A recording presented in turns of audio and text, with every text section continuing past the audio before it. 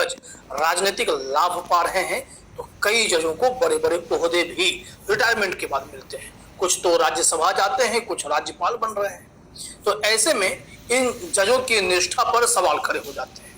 क्या वो अपने कार्यकाल के दौरान बिल्कुल निष्पक्ष थे? लेकिन हद तो तब हो गई जब कोलकाता हाईकोर्ट के जज जस्टिस अभिजीत गंगोपाध्याय ने बीच में ही जजशिप से इस्तीफा देकर बीजेपी ज्वाइन कर लिया। ये सब खबरें आप जानते हैं और यही सब कारण है कि जुडिशरी को लेकर इस वक्त कई गंभीर सवाल खड़े हुए हैं। लेकिन आज एक ऐसी खबर सामने आई है जिसके बाद जजों के ऊपर कदाचार का गंभीर आरोप लग रहा है और मामला ऐसा हुआ है कि जज साहब की पूरी पोल पट्टी हाईकोर्ट में खुल गई। वकीलों ने उन्हें बेनकाब कर दिया है। आप जानते हैं कि आज के दौर में अब यह आम लोग भी अनुमान लगा लेते हैं कि अगर अमुक बेंच के पास कोई केस गया है तो फैसला कैसा होगा, चाहे मामला सुप्रीम कोर्ट में हो, हाई कोर्ट में हो या फिर जिला अदालतों में ही क्यों ना हो। लेकिन आज जो रिपोर्ट है वो रिपोर्ट हैरान कर देने वाली है। न्यायिक कदाचार का मामला एक जज पर ऐसा बना है कि वह सीधे हाई कोर्ट के सामने अब पेश होकर अपनी सफाई देंगे।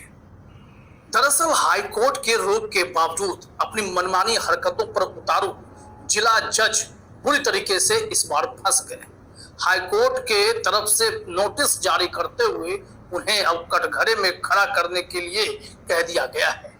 जहां एक और इस वक्त जुडिशरी में निष्पक्षता को लेकर सवाल खड़े होते हैं, ये जज साहब उस आग में घी का काम कर रहे हैं। हम यह पूरी रिपोर्ट आपके सामने रखें उससे पहले आपको यह जानकारी दे दें कि ईवीएम वीवीपैट को लेकर प्रशांत भूषण समेत कई धाकड़ वकीलों ने आज सुप्रीम कोर्ट में खूब जोरदार बहस की, दमदार दलीलें रखी। लेकिन जिस बेंच के पास यह मामला गया है वह बेंच जस्टिस खन्ना और जस्टिस दीपांकर दत्ता की है। इन्होंने तमाम क्रॉस क्वेश्चन भी किए और साथ ही साथ इशारों में यह भी अनुमान लगा दिया कि वो आने वाले समय में इसको लेकर 18 अप्रैल को क्या फैसला दे सकते हैं। उनका साफ कहना था कि ये 50, 60, 90 करोड़ वोटर्स को गिनना 1960 के दशक में जाने जैसा है।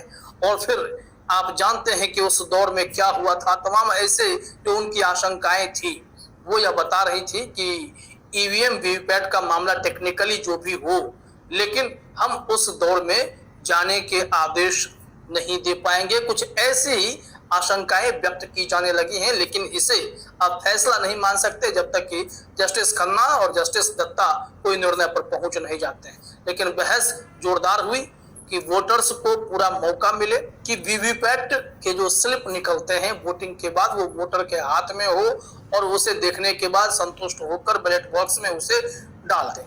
100% पर्चियों की काउंटिंग हो जाए, इसकी भी मांग है।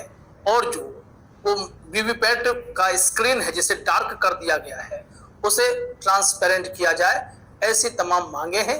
लेकिन सुप्रीम कोर्ट क्या इन मांगों को स्वीकार करेगा, यह अब भी एक बड़ा सवाल बना हुआ है। इतनी बहस के बावजूद भी जज साहब कन्विंस नहीं हो रहे थे। ध्यान रहे यह बेंच जस्टिस खन्ना और जस्टिस दत्ता साहब की है। यह तो रिपोर्ट अभी आपने दुनिया भर की वेबसाइट पर देख ली होगी। इंपॉर्टेंट खबर है।